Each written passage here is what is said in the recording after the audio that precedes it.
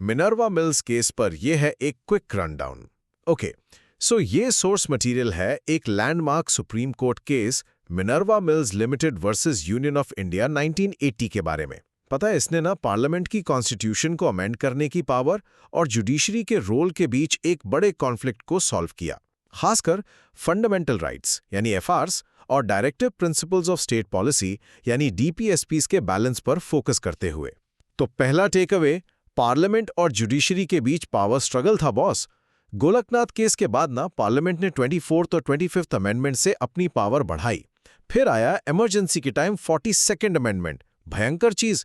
इसके सेक्शन 4 ने कोशिश की कि सारे डीपीएसपीस को एफआरस, खासकर आर्टिकल्स 14 और 19 से ऊपर कर दें।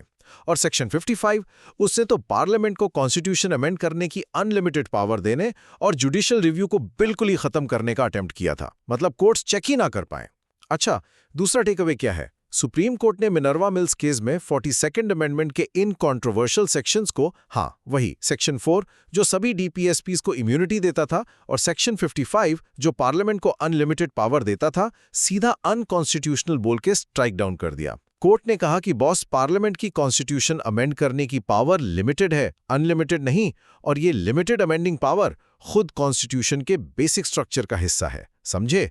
साथ ही एफआरस और डीपीएसपीस के बीच हार्मनी एंड बैलेंस भी बेसिक स्ट्रक्चर का ही एक एसेंशियल फीचर है। तो इससे जुडिशियल रिव्यू की पावर भी बच गई, रिस्टोर हो गई।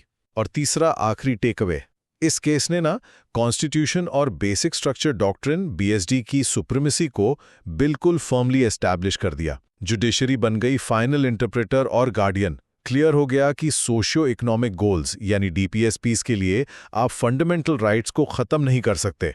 और कोर्ट ने यह भी कंफर्म किया कि आर्टिकल 31C का सिर्फ ओरिजिनल लिमिटेड वर्जन ही वैलिड है, जो सिर्फ आर्टिकल 39B और C से रिलेटेड लॉज को एफआरस 14 और 19 से बचाता है, डॉक्ट्रिन ऑफ रिवाइवल के प्रिंसिपल के थ्रू। तो सारांश में, मिनर्वा मिल्स केस ने इंडियन डेमोक्रेसी में पार्लियामेंट की पावर पर जरूरी लिमिट्स लगाकर कॉन्स्टिट्यूशन की बेसिक आइडेंटिटी और जुडिशियल रिव्यू को प्रोटेक्ट किया।